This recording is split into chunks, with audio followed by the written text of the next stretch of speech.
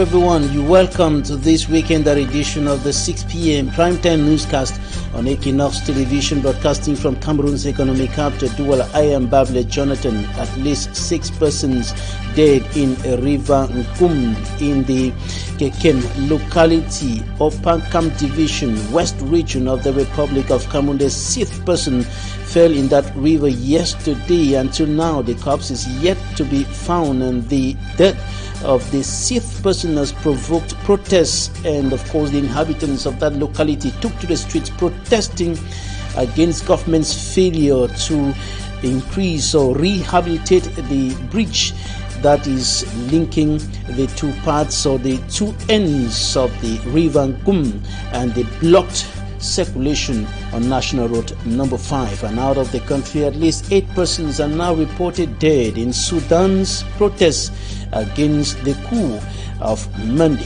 Stevens.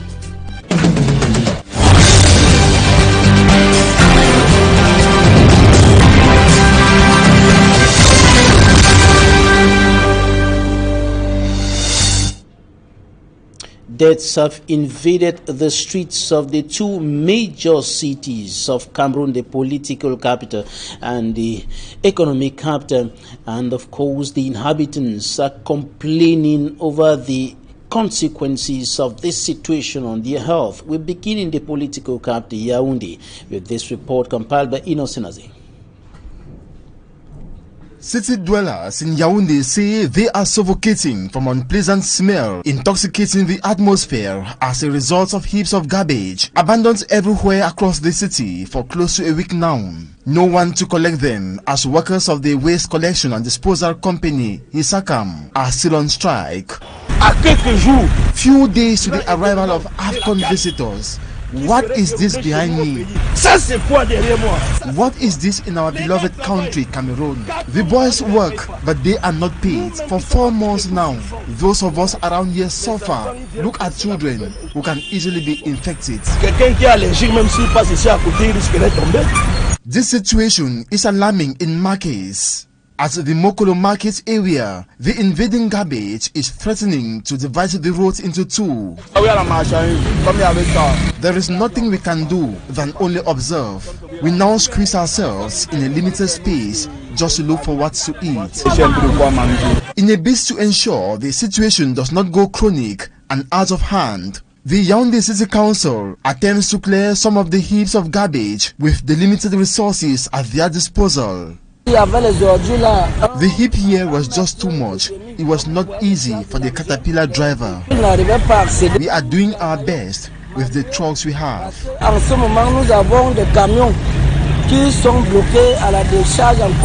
Unfortunately, new heaps of garbage are seen where the city council has already collected. The situation risks going out of hand since the latter are not swift and do not have sufficient resources like the SACAM workers. In Cameroon's economic capital, Douala, huge heaps of garbage can also be seen in different parts of the town, and this situation is also raising concerns because of the odor, of course, emerging from those huge heaps of garbage, and those around the areas where these heaps of garbage are found are complaining of health complications, health remarks. They're talking about health impact, the health impact of the situation in the city of Douala. Malaglo reports.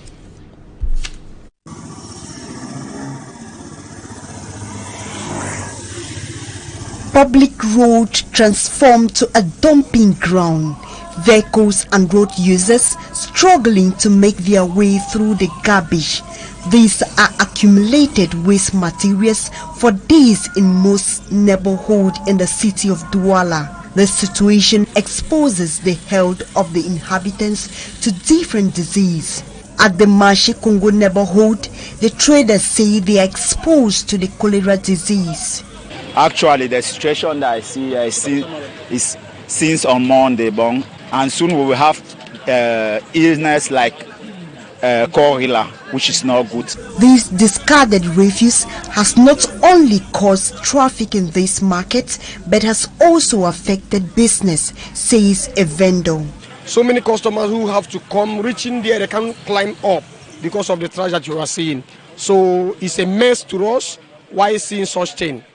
And it's not good concerning especially our health. It's really giving us bad odor, and customers have been complaining, and we are not able to sell.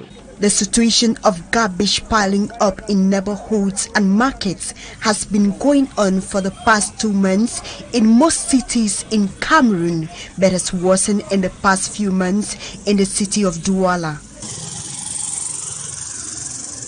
Now to Kekem. In the Upper Kam Division, West region of the Republic of Cameroon, where inhabitants say at least 6 persons have died in River Nkum, and this is because of the bad state of the bridge running across that water body.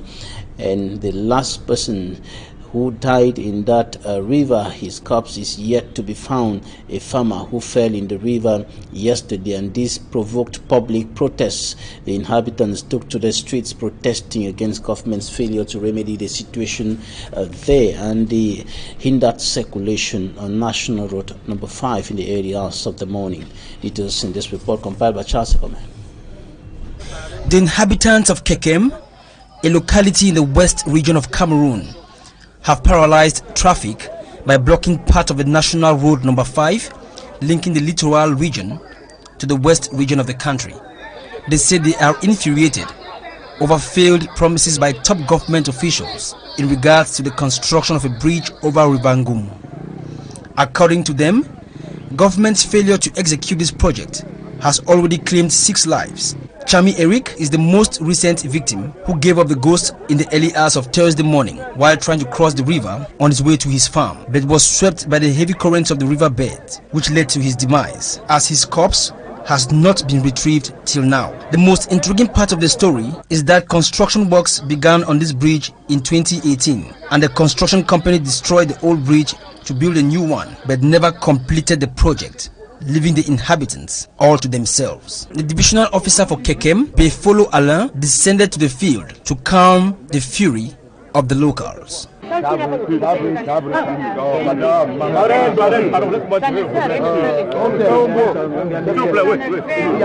At the moment, administrative authorities in Kekem have created a provisionary committee in charge of supervising works for a new bridge to be constructed, which they say will immediately begin.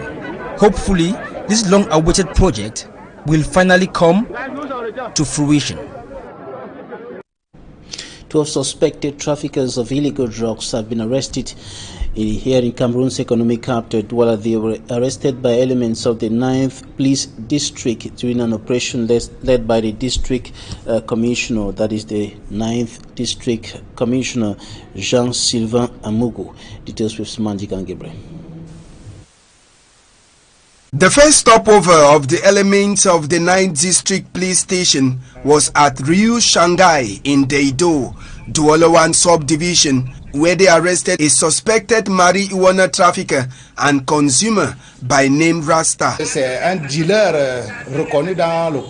is a well-known dealer here, and because he is within a zone made up of young people, he has established himself in the business, which is very dangerous.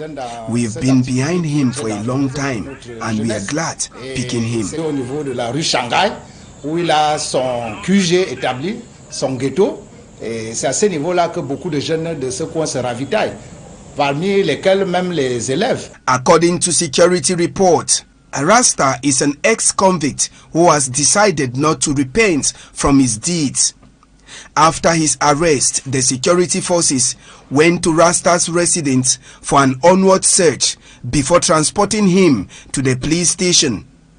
With Rasta, the public security forces seized a good quantity of marijuana, cocaine, and money worth over 30,000 francs CFA made out of the sales of the hard drugs. Not too far from the 9th District Police Station at the Deido Cemetery, another group of youths were arrested inside the cemetery. These youths were caught consuming marijuana. Quelques mois de la CAN qui se joue dans notre... Some few months to the African Nations Cup in our country, our hierarchy has ordered us to ensure that we do controls to put away criminals. Déjà vraiment éradiquer le mal, la criminalité dans les différentes zones qui sont criminogènes et même malfamées pour l'instant. The operation carried out by the commissioner of the 9th District Police Station falls under instructions given by the regional delegate of national security, Raymond Esogo, who wants calm before, during and after the AFCON with Douala as a host venue. A medical organization in Sudan has said that it is impossible to know the number of people killed and wounded during the public protest against Monday's coup, and the Central Committee of Sudanese doctors said at least 8 had definitely died. It accused militias of causing bloody incidents in several cities using bullets against unarmed civilians, including children and the elderly, and there are unconfirmed accounts of mass arrest. The toppled Prime Minister Abdallah Hamdok remains under house arrest, and a group of his former ministers say they were turned away on Thursday on attempting to visit him. And of course, we are talking about the country Sudan, where a protest has been going on now after a group of military officers toppled the transitional government, and pro-democracy protesters are calling for a march of millions Saturday. In a statement, U.S. President Joe Biden called the recent events in Sudan a grave setback and demanded the restoration of the civilian-led transitional government. Talking Point is up next.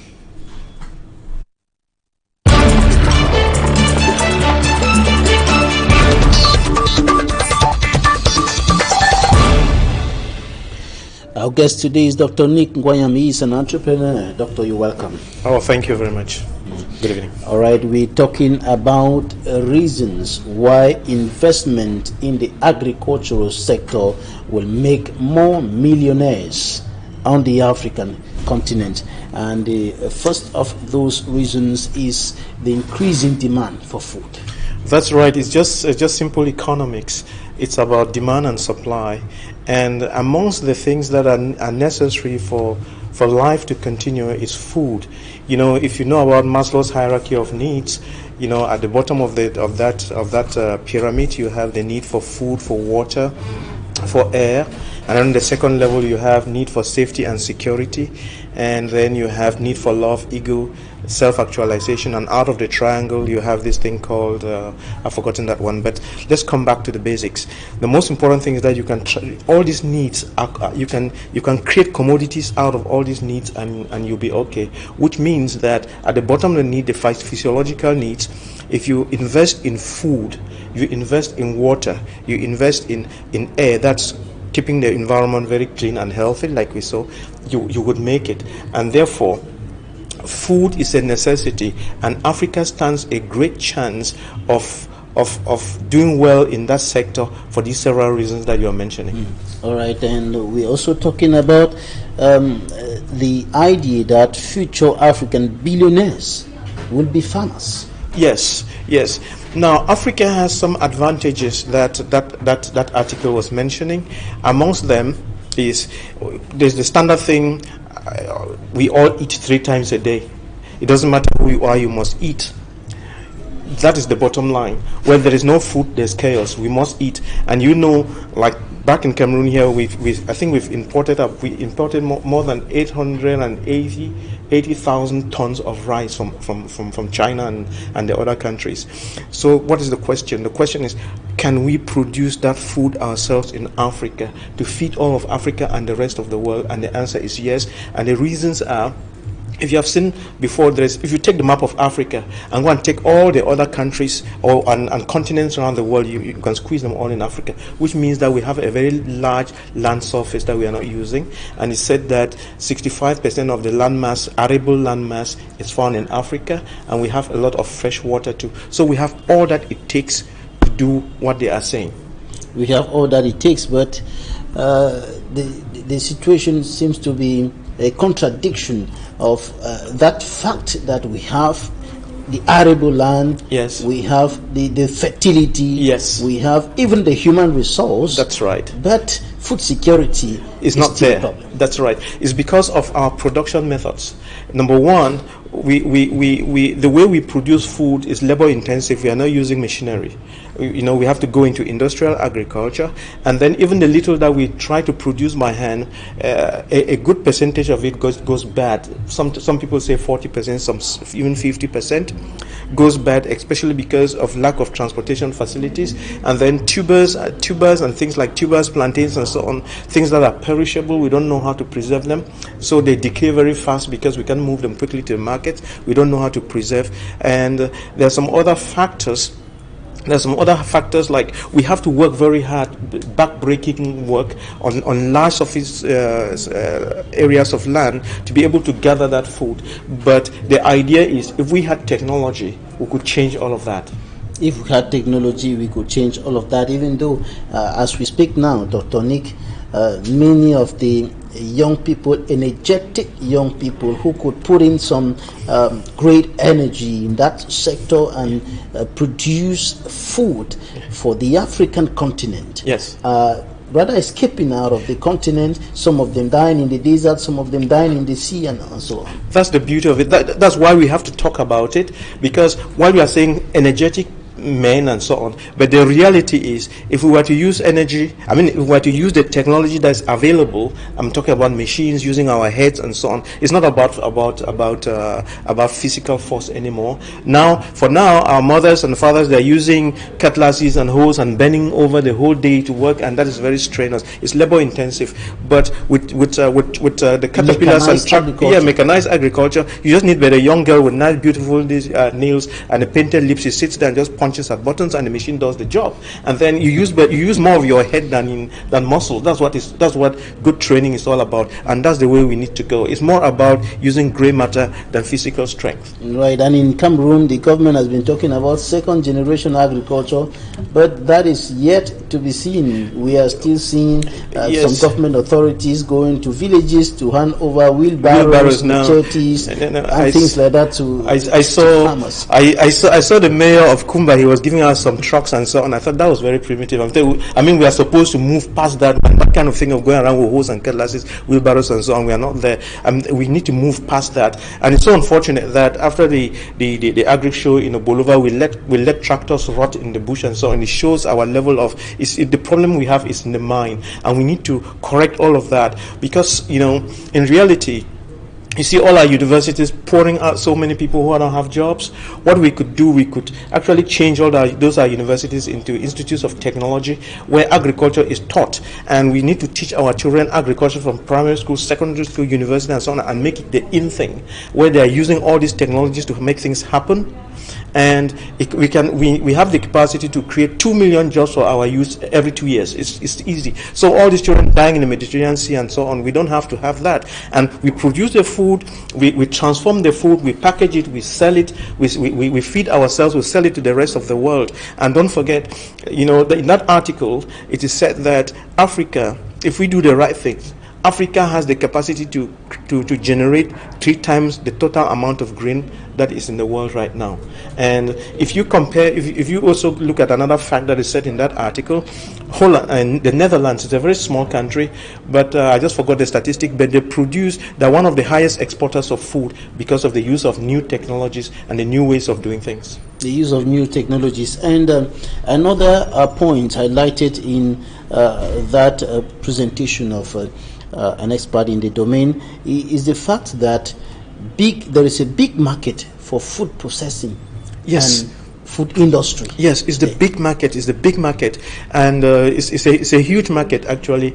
And I'm glad to tell you that back here in Cameroon, we have some of our brothers and sisters who went out there and they studied some of these technologies and are bringing them back. I can mention there's one Dr. Tata of Afro Brains. He is doing a great job at that, and so we are beginning to wake up to reality, to begin to transform. In fact, I grew some maize. In not very far from Douala here and harvested it less than 2 months ago. I came and put it it in my veranda, and the other day I went and realized that all of it had been eaten by weevils. So I mean, the rate at which food decays here in Douala or gets spoiled here in Douala is so huge that we need these food transformation technologies to be able to preserve our food and to also be able to market it. And the most important thing is that we have to make sure that when doing the transformation, we do it at international standards. And talking about the food processing issue, there is still a big problem in Cameroon and many African countries today. We find a lot of tomatoes, especially the perishable products, getting bad, and there's a lot of loss that is incurred because of the absence of the processing or the limited processing facilities that we have in Cameroon today. Yeah, I'll just cue from there to say that during the coronavirus outbreak, when the borders to Gabon were shut, a lot of people who are farming tomatoes in the Fumbot area, they lost a lot of their produce. I mean, those baskets of tomato they were selling in town here for 2,000 francs or even less, and a lot of it was rotting away. A very painful thing. And I understand that there's a tomato transformation factory that was abandoned for some good reason up there. I don't know what reason really. It could be a good reason out there in Fumbot. So we have a problem of bad management. We are not proactive, and technology just seems to be so difficult for us. But we lack a sense of organization, that's all. We lack a true sense of organization. And if we just do things properly, we'll be out of this mess, we'll be very rich. When they're talking about the rich coming from Africa on food, it's not limited to that number. I mean, everybody down the chain will be rich. Everybody will be rich. And all the youth will have work. We'll not have people dying in the Mediterranean, lining up in the U.S. embassies and so on. So I think in the next generation, let's say in the next Cameroon, we'll like to see probably ask for help from these countries that have succeeded to help us generate that technology to be able to convert our lands to food and food into something that can be packaged and sold elsewhere. If you listen to that, and I've just forgotten it, but if you the statistics as given in that YouTube message, Holland, they tell you how many tons they can get, the tons of potato they can get out of a hectare of land, and it's mind-boggling. And they compare that with what is happening in the world. It's really mind-boggling. And while African countries are becoming more and more dependent on Western nations for aid and so on, the Western nations on their part are also much more dependent on African nations for raw materials. That's right. And this can explain why, or can back the idea that many more billionaires will be made if more is invested in the agricultural sector. Yes, it's important, and while you were speaking and explaining, it occurred to me that I should mention to all of us that China is coming to Africa to buy all our arable land. They take swaths of land and so on for very cheap, and that is a resource that is going, and we ought to be very careful. We let people come and take it, and they're doing whatever they want with it while we are running away. So we need to be organized to make use of our resources. The resources we've been talking about most of the time has been minerals, timber, and so on, though we sell them in their raw states. But don't forget, the land and the fresh water are the next thing to come. And if we are not careful with those, we'll leave them fallow, others will come and take it and use it. So it's high time that we train our children to use these things. And still in that article, don't forget, it was mentioned that there's another need that is growing up around the world, the need for naturally grown foods that are not full of pesticides and fertilizer and chemicals, and Africa is the place to grow that kind of food, and we have a huge potential there. And foods that are grown naturally, they sell about 2, 3, or 4 times the cost of industrially grown food with chemicals and so on. And those who will invest, the governments that will invest in this sector, will definitely be harvesting lots of millions. That's right. But these millions seem not to be attracting the young people in Africa or the Africans in general? No, it's government policy. The millions in the US are rather more attractive. The millions in France, in Germany, and all those places. It's the government policy where our leaders have not helped us to catch the vision, and the leaders don't support the right visions, and so also people are lost, youths are lost, and they're running all over for something. But the reality is, if we did the right thing, and we brought all these our youths and taught them the techniques of agriculture and gave them the inputs, the land, the seeds, whatever, and all they need to do is just sit on machines and push the machines and do some food. It's about machinery and knowing what you are doing to get it to the market and to get it preserved and so on. We just need to do the right things. And let me tell you, we spend about 300 billion every year importing food, especially rice and fish. If we could teach our children, and that 300 billion we won't send a penny out, and with the 300 billion we'll be able to pay all these our youths every year. So it's about organization and more investment in training, in material, equipment, and institutions. That's right. That will boost up agricultural production. And they were even talking about the use of artificial intelligence now and drones and so on to improve that productivity. Right. Dr. Nick Nwayam, entrepreneur, thank you so much for your time today. My pleasure. And of course, don't forget that these children have to be taught entrepreneurship. Right. Thanks, ladies and gentlemen, for staying with us. That's it for today. Equinoxe will be coming up after La Presse dispute, coming right away from Yaoundé. Stay with us.